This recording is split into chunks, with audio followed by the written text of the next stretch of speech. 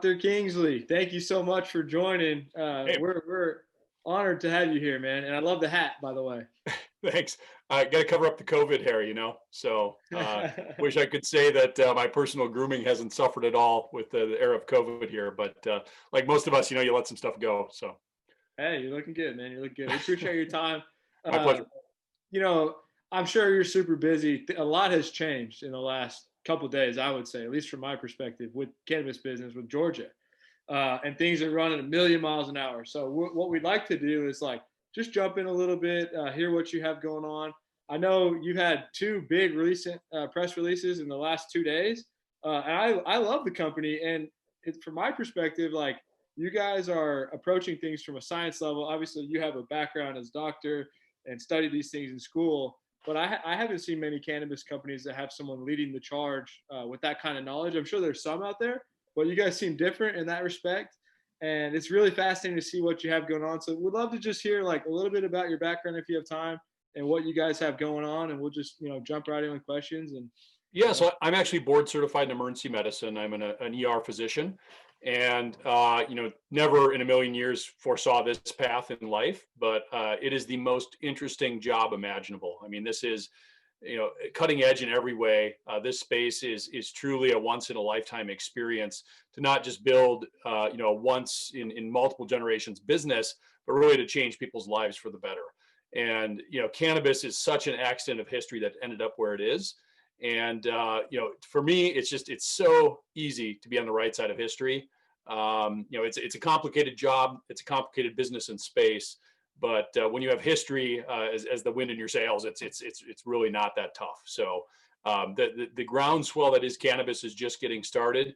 If you look at just normalizing kind of multiples across the space for the big boys and the little bit smaller players, just really the sky is the limit. And this is really an opportunity for investors to kind of develop multi-generation wealth with some sound investments here in the next few years. So pretty that's amazing. cool. And so you're referring to like the plant has been around for forever. Like people have utilized this as medicine, and that's what you're talking about, been around.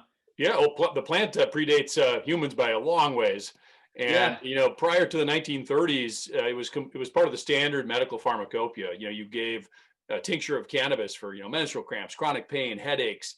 It was just par for the course. It really is an accident of history. Some racism mixed with some greedy business people, mixed with some really unusual bureaucrats, resulted in this thing being illegal. The fact that you can sit down with a glass of bourbon and drink that without any thought, and you can't smoke cannabis it's completely mind blowing. There's no scientific basis for it. It's an accident in history. Yeah, yeah, and we have more challenges here. We're in Texas, so obviously they look at things different, which is is what it is. But we're trying to stay ahead of it on our end. Like we love like we're in the real estate game, but thinking ahead, it's like how can we add value for guys like yourself?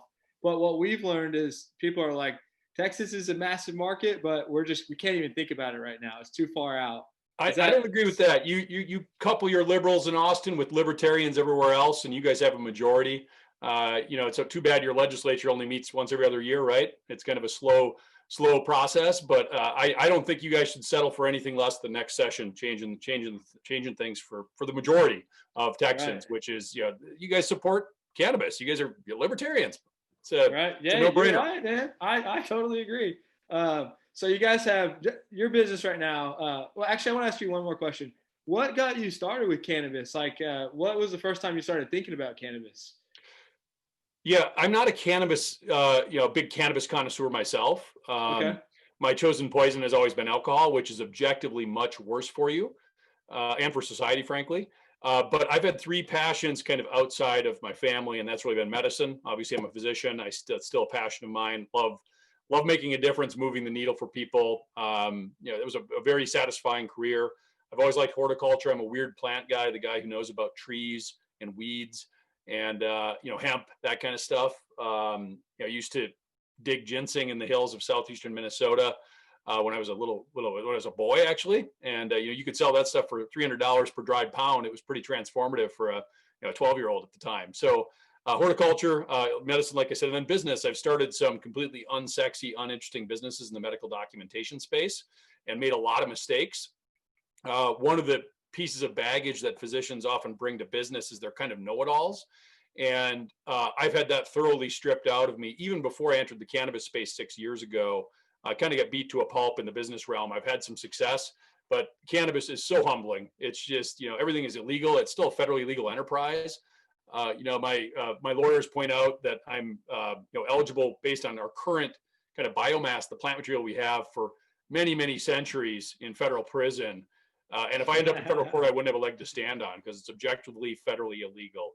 We need to stand up. Everybody supports cannabis as medicine. The vast majority of us support cannabis as a recreational, adult use substance. And we need to stand up and get the federal government doing their job here and changing the law. I agree, man. I stayed up till 2 a.m. watching the Georgia race, and I was just not expecting that. And I'd love to hear your thought on that. It's pretty relevant, but like in my head is like, this changed the game completely. Like, seems like, cannabis is on a track, 2 to 3 to 4 years earlier than what it would have been with what we currently have. Yeah, you're spot on. And it's actually particularly beneficial for our company. And so Vireo is really focused on these limited license states. And I think it's likely that these state-based silos will remain up for quite a while. States are not interested in these jobs going elsewhere. They're not interested in importing all their cannabis from California, even though that's what most states are doing right now. They just don't, it's just not legal. So, we're uniquely positioned where we have places like New York, places like Minnesota, Maryland, Arizona, where there are limited licenses, and it's hard to play in those markets. It's hard for, the uber wealthy companies north of the border to come plowing into those markets. They can buy their way in, but it's easier in unlimited license states where they can just come in and kind of rule the roost summarily. We're a big fan of these limited license states that are better regulated, and it's a better longer term business case for us to get some first movers advantage. Yeah, and I've always really respected, like, from my opinion, I try to strategize in my head, like, what would I do if I was part of these businesses? And y'all's approach, I understand you have 16 licenses active, 29 total, I believe, pretty good operations in New York, but you seem to have always been kind of thinking a little differently. I got on the radar when Bruce Linton joined the company because I was a big canopy guy. I started following, but you had like the certain low THC cigarettes or the THC joints, and then you recently had the terpene containers. That I was reading that paper, that study that was behind it. And I think it said it was like potentially 39% difference on certain measures. And like you having that background of what you've done and understanding these things seems like a huge competitive advantage. But I've always liked the moves y'all are making. It seems like a little bit different than what most people are doing in your own way. Yeah, hey, appreciate that. And we have a little bit of patience. And, generally speaking, sort of retail investors are an impatient crew. But the big boys, the institutional guys, the people that are going to pump tens of billions of dollars into this space in the next year probably, they appreciate patience and people that are doing things the right way. Just when science is your backbone, there's a little bit different approach. We're willing to have, maybe not the biggest revenue this year in exchange for something that, retains margins long term. And so, mass producing the cannabis is very important, and, mass selling it in the form of dispensaries, that's really critical to the business. It's a major focus for us. We have kind of transformative plans in 2021, but while you're doing it, why not build products that are proprietary, that offer unique benefits, unique experiences for patients and customers, and retain their margins long term. So you stack upside with Vireo versus all these other entities here over the next 24 months, and it's hard to find somebody with the upside that we have, I think. Now on the MSO side, on the production side, you've hit it on the head. You need to scale your production. We're doing that very aggressively in our core markets. You need to have best-in-class retail that's sort of e-commerce enabled. Green Goods is our dispensary concept, which is pretty amazing. Visit greengoods.com if you have interest in that. And then the IP realm is also really important. And, our research apparatus is interesting in that it doesn't cost a fortune. We're not spending millions of dollars on research every year. It's a natural byproduct of what we do as a business. My chief science officer, my chief medical officer, scientific director, these guys are part of the MSO business, but they spin off IP on a weekly or monthly basis. Everything from placebo vaporizer cartridges to adding cannabinoids to tobacco to decrease cancer risk. It's just it's amazing what these guys can do. That's amazing, and I think that I think that that is probably what really does differentiate you guys from the rest. Um, what was that? Sorry about that. My little kindergartner No, is No upstairs. worries. All good, man. All I didn't know good. if you were talking to me. I think that that really does differentiate you guys because, of course, it's, I'm sure there's a lot of hoops you have to jump through to get into the space. However, if you're just another company selling, marijuana. Sorry about that. That hopefully will be the last interruption there, guys. No, hey, it's not a problem, dude. Not a problem at all. I got 2 kids at home too. Pre-COVID, that was a big deal. Now it's the highlight of any given interview. Or Yeah, it's totally acceptable. So, yeah. It's fine. We experience it all the time with mass kids. um, so what I was asking is I think that that really is what differentiates you guys is the IP and the proprietary products, and I think that that really can separate a business and products, especially for the long term of being in the industry, because if you're just another dispensary selling the same things that everybody else is, it's really hard to differentiate other than branding and maybe service or something like that. However, if your focus is proprietary products and IP and stuff that you could even license out to everybody else, I think it really puts you in a different position from a business perspective. Yeah, that when the big boys come in, the pharmaceutical companies and these other entities, we're just fundamentally differentiated compared to our peers. But I do want to emphasize one other sort of unique aspect of Vireo and why I think we have the most upside in the space. Our markets, if you look at our 5 core markets, Minnesota, New York, Maryland, Arizona, and New Mexico, we have no frothy adult use revenues to speak of right now. None of those markets are adult use. We're on the cusp of profitability already in these uber restrictive medical programs. In Minnesota and New York, we can't even sell flour, believe it or not. We're just doing oil and refined products. So in addition to these adult use transitions across all 5 of our core markets, Arizona's happening in March. We're hopeful that New York, Cuomo just announced this week that he intends to push this through as part of the budget by April 1st. New Mexico is likely to pass something legislatively. There's a chance it happens in Maryland. We're hopeful Minnesota could happen this year, but it may be a bit. In addition to that adult use transition, we're hoping to get flower in Minnesota and New York in the medical program. And so you look at all these other multi-state operators, the vast majority of their revenue is these big frothy adult use, what I call terminal velocity states, where most of the revenue is already fluffed up. It's already there in the state. We're in these early states where there's no market yet. And so sky really is the limit. As long as you have an amazing customer experience, sort of superior stores, superior locations, and scale on the production side, you're in a great space. We figure we can always enter Massachusetts. That market is going to be there. We can go in there and fight for our piece of the pie anytime. $1 in New York is worth a heck of a lot more than $1 revenue in Massachusetts right now. That's for sure. Yeah, that's cool, man. It's so exciting from the outskirts. Like, I can only imagine the conversations of big companies that want to talk to you, or that people are always having conversations, I'm sure.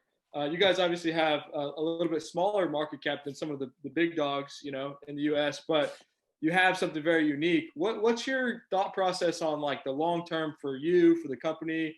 I don't think there's any, I know you probably keep all options open, right? But it's just interesting to think like how you view, and also one more question, like when Georgia happened, did you expect that? And does that change a lot for you and your plans for the company? It does. So, it doesn't change the short-term plans, but I think it puts Vireo in a pretty good spot. What this is going to do is decrease the cost of capital for us quite quickly. For us, it's a year is a lifetime, and it probably will be kind of a year is what we're looking at for meaningful change there potentially, before it actually trickles down to cheaper capital. So that's a big change, and that's very exciting. We feel that what this does do a lot is allow the Canadian companies to come into the United States more openly, depending on the changes that happen. So we feel really good about our kind of limited license markets, that kind of a more controlled set of circumstances, versus California, where it's just sort of chaos and, limitless dispensaries with rare exceptions as far as municipalities go. So yeah, it's, I had very thoroughly kind of thought out the 2 different paths. This is kind of the path that we preferred, frankly, just because it does open up things much more quickly. And like I said, if you just normalize sort of the EBITDA of cannabis companies with comparable mature companies, alcohol, tobacco, that sort of company. If we just kind of normalize what we have right now, not even growing the market, we're talking about huge upside here. And as the market expands, as the stigma goes away, and half of people use cannabis routinely, it's just the sky's the limit for this space. And so, the big boys, they're a reasonable investment that are going to continue to grow. I get more excited about sort of the second tranche of multi-state operators like Vireo, where you can really capture some lightning in a bottle there with explosive upside if you pick the ones with the right upside. And I really think the world of kind of our markets, and I'm kicking a dead horse here. You guys know I'm a fan of yeah, no, we love it. It's cool. It's really cool to hear, man. And I don't disagree at all. Like I try to follow this space really closely, and I've got Acreage, I got Rivers, I got Vireo, I got Curaleaf, and if I had to say which one has the most potential, I would agree with you actually. And I follow these things pretty closely. You'll have a low market cap. You don't get talked about that often in social media. So I'm excited about the future, and you seem like a great guy to be leading the ship, and with your background and everything, that's pretty cool, Yeah, well, appreciate that. And it's been quite an adventure. The ace up my sleeve is really my team. And I've got this, it's a very scrappy entrepreneurial team. About a year ago, if you had asked me kind of my confidence level, I would have been in a much different place, but I feel so good. CFO named John Heller, who's amazing, amazing retail guy, amazing operators. It's a great team that can get us to the next level, and the next few levels. Actually, I think there are many levels ahead of us here in the next year or two. With the current position that you guys are in, capitalizing on the medical market in these states where it's not open for adult use yet.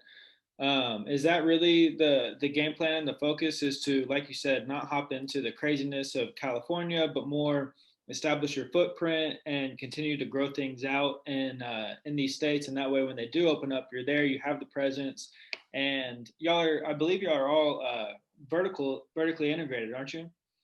And so when you do open up these, that's right on. Yeah, Alex, it's a great question, and I think you've hit it on the head. The way that you win, the way that we win as a multi-state operator, is by winning that transition from more restrictive medical market to adult use. And to me, the way that you do that is you need scale on the processing side. You need superior flower in the form of very broad genetics and quality genetics, and then high THC strains north of 30% ideally.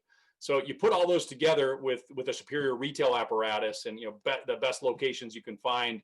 The ideal place, you'll find a dispensary that's going to be meaningful in 10 years because of its location and visibility. To me, that's how you win long-term on the retail side. But that transition from medical to adult use is huge, and that's very flower and scale focused for us. Awesome. And since you touched on real estate, and this is the real estate podcast, I'm interested, how much you do think about real estate in these purchases or leases of the retail shops. Obviously, it's very important where you're located at. But the previous interviews that we've had, it didn't seem like anybody really thought about real estate or, mentioned real estate too much or the importance of it. However, you just mentioned how important it is, and retail, obviously. And so is there, a team of guys that go out and find these retail shops for you? How do y'all find the real estate locations that you predict will be the best spots 10 years from now? Yep. So there's two big tranches of real estate, obviously, for us. It's the retail side. So we have national partners there. And then also it's ideal to get state specific sort of local brokers that really know the micro markets and more importantly, sort of the political connections in those markets. That's very important. The flip side is on the production side, I'd say this takes even more of my time, is, we're interested, we like to get mass quantities of land that are between half an hour and an hour outside of a major metropolitan area. So you get the best of all worlds, you get agricultural pricing on land, but you have access to the human capital that you need to take to the next level. So, we have this we just bought an option on 96 acres at our New York facility, which is about an hour outside of Albany. We're working on getting additional land in Minnesota, which is about half an hour out of Minneapolis.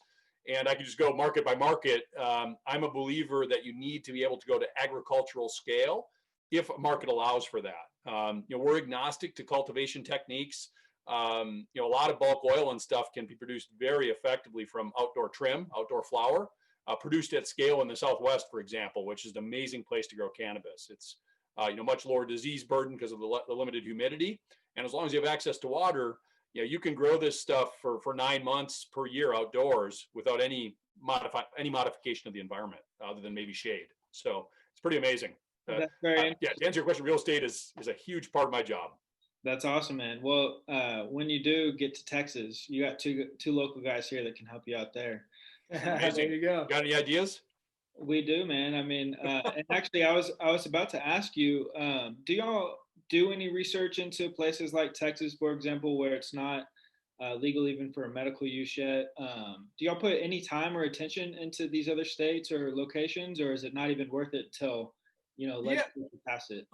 I know, I at least have I know enough about most markets to be dangerous. I know there are 3 operators in a CBD oil only market in Texas. I know those 3 operators. I've spoken to their principals, et cetera, et cetera. I see Texas as a little bit of a parallel with Minnesota, where we've been sitting on a very desirable business for a long time. And, I feel a little bad because I don't know how long it's going to be in Texas. I hope you guys can convince your politicians to do the right thing, but it's hard to sit on a business that's losing money in Texas or Minnesota for so long. It will be worth it in the end, but I can very much empathize with the operators in Texas, sort of sitting on something that could be positive, but you don't know how long you're going to have to wait before you're profitable.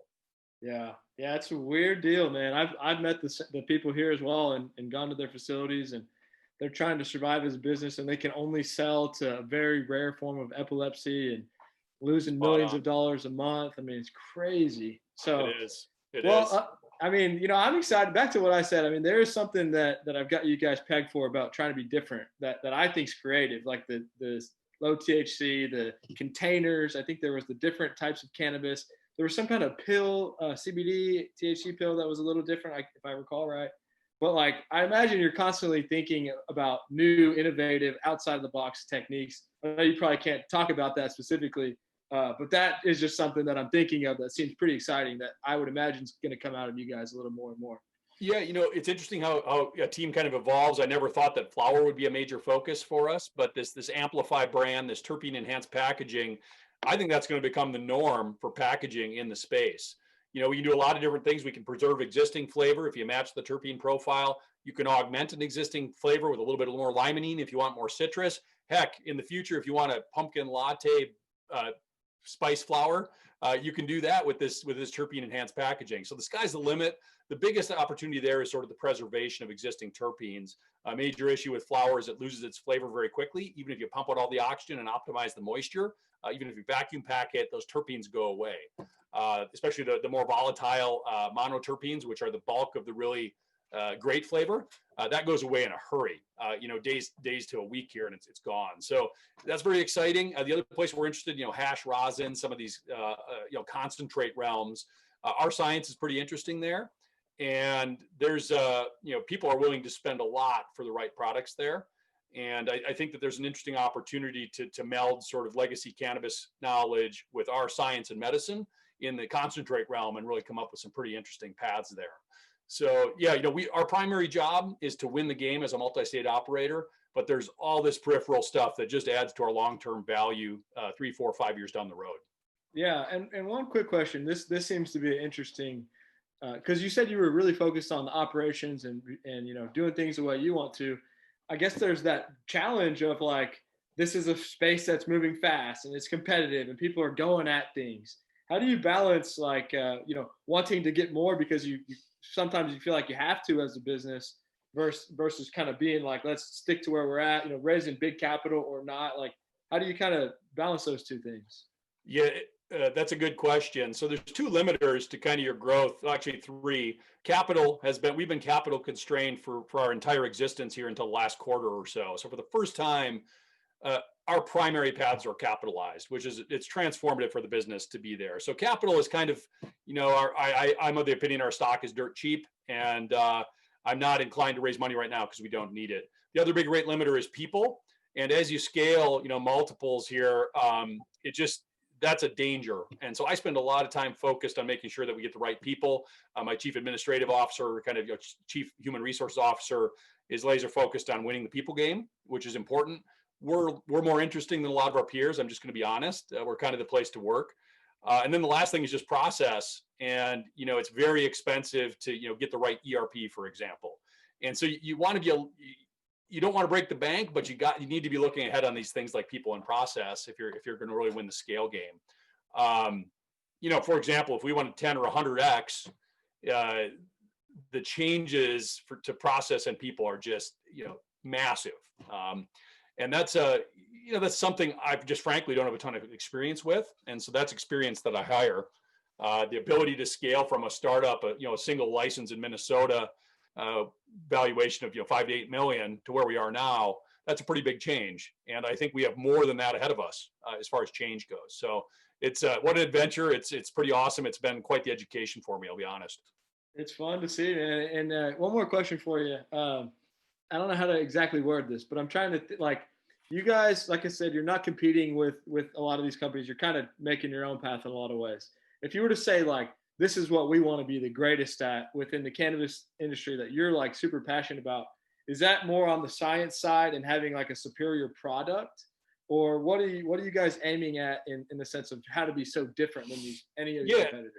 Simply, we want to bring the power of plants to the world. Cannabis is kind of our first path, but I have a broader view of replacing pharma, replacing opioids, replacing alcohol and tobacco with cannabis and other plant-based substances. Let's use what nature has to offer here. And, just because something's natural doesn't mean it's safe, obviously, but there are so many paths that an entity like us, well capitalized, can take. Cannabis is the primary focus. It will be for the next, several years here. But our view is much more expansive than that. With our IP company, Resurgent Biosciences, and what we anticipate is going to be a massive multi-state operator, we have opportunities for those to part ways. We have, we can win both worlds. We can be the biggest and baddest in our markets on the cannabis side, and still have this Resurgent Biosciences on the science end of things. So, we're open-minded. We have a very expansive view. That's what I can say. There's no reason we can't win at both of those games, and we fully intend. That's cool to hear. Yep. Yeah, that's really cool to hear. I love it. That's kind of what I was looking for. That's bigger than I was thinking, but that's awesome, man. Yeah, everybody, obviously Vireo is a very interesting target for people right now because we are undervalued, in my opinion. And so you look at a lot of the big players there, and we have one of the most desirable set of licenses of any MSO, certainly our size. And so there's a lot of interest in Vireo, just generally speaking, kind of across the gambit. What's going to be really interesting to me is when this becomes federally legal, and big CPG, big ag, big pharma, the big boys come in. I think we're disproportionately interesting when that happens too, compared to a lot of our peers. So it's going to be very interesting. Opportunities for partnership really abound. Man, I got to go buy some more shares now. You got me all excited. That's obviously I'm bullish on Vireo. I don't know that there's a better investment out there right now, in my opinion. Yeah, I hear you. I don't disagree, man. It's really exciting to hear. And like I said, you got that background and knowledge. It's a massive competitive advantage. I mean, some of these other companies are cool as well. I'm a big believer learning it myself and diversifying a little bit because I was just all in on one thing. Recently, it was acreage, and I got a little bump and got some other stuff. So it's cool. The whole industry is so fascinating. There's millions of things. You're focusing on a totally different thing, and everyone's coming up with new concepts, and it's really amazing to be a part of it and watch the change. It's exciting. And I'm excited to see what you guys do moving forward, man, especially with, who knows what's happening in the next year, but it's going to be big. Indeed. It's interesting, Canadian companies have not had any opportunity, but they've had all the capital sitting north of the border. And it's been the opposite for those of us who had to list up in Canada and are operating here in the United States. The minute you start having U.S. operators listing on the NASDAQ and New York Stock Exchange, that's just it's a different world. That's going to happen. I don't know if it's this year or next, but that just completely changes the game. Right now it's tiny, single digit percentage of the money that can access cannabis is able to. And, when that goes from, whatever, 5% to 100% overnight, it's transformative. Absolutely. Yeah. We're trying to stay ahead of it the best we can. Yeah, I frequently wish that I hadn't, that I had some money to invest in Vireo, but I cashed out everything I owned back 6 years ago. My wife and I went all in on this thing, and kind of laughable. I go back to when we started this back in 2014, and had absolutely no inkling what this could become. We were just hell bent on getting 1 of 2 licenses in Minnesota, and just had no appreciation for the opportunity at hand. And to be honest, I think that is still the case right now for me. My leadership team and I have been doing a lot of strategic planning, and who knows what the upper limit is on these businesses and this opportunity, especially with as an expansive view as Vireo has. I can't even put an upper limit on what the opportunity is monetarily or just for humanity. So it's unbelievable. We're trying to not limit ourselves. You need to keep your head down and execute. You need to block and tackle. But there is a danger when you do that you lose sort of the visionary, open-ended, no ceiling quality of what's here. So it's a massive opportunity, guys. I just who knows where this will end up. Yeah, absolutely, man. And we're all excited about it. Matt's super excited about it and studies it much more than I do. And I really enjoy learning about the business aspect of an emerging market and getting everything in here. And we really appreciate your time and really grateful for you coming. Before we get out of here, we do have a lot of entrepreneurs and people looking to maybe even get into investing in cannabis or real estate or begin their journey, start their own business. If you had, 1 or 2 pieces of advice for someone starting out in their journey, maybe something that you found to be successful for you that got you to where you're at right now, a mindset, a belief system, whatever it is, what would you tell someone just now starting out? Yeah, you need to be an amazing steward of capital. You need to do things on the cheap. You need to fake it till you make it when it comes to cash outlay. Don't spend money unless you know. You need to do your due diligence and make sure that it comes to fruition. Don't follow the hype. Look at people in the hemp CBD space. They've really that's not been a great outcome for a lot of them. It will be for those at scale once there's processing capability. But you need to stay humble, and I recommend being scrappy and bootstrapping. That's my 2 cents. I'm most proud of our ability to. What's that? You're talking our language. Alex and I, we buy real estate and we drive Priuses. We're like, we want to save money on the gas and buy more real estate. Yeah, for example, right now, everybody's raising money. Our plans, which are pretty aggressive, we don't need it. And so I think cost of capital is going down, especially on the real estate side. And so for the first time in a long time, we don't need money. And so I'm not going there. And some people say take the money when you can get it, but I think we're looking at so many multiples of upside here that we have some time there. I think there's only going to be more capital entering the space over time, especially now with the Georgia changes. Yeah, I love it, man. It's exciting. We appreciate your time so much. We love the company. We're excited to see what you do next, and we'd love to stay in touch and see how we can add value for you in the future if something happens in Texas or wherever it may be. So thanks again. Yeah, and I encourage all your listeners, take a look, compare Vireo to our peers, and if it makes sense for you, I think it's a pretty amazing company. So thank you guys. Thanks, man. Bye.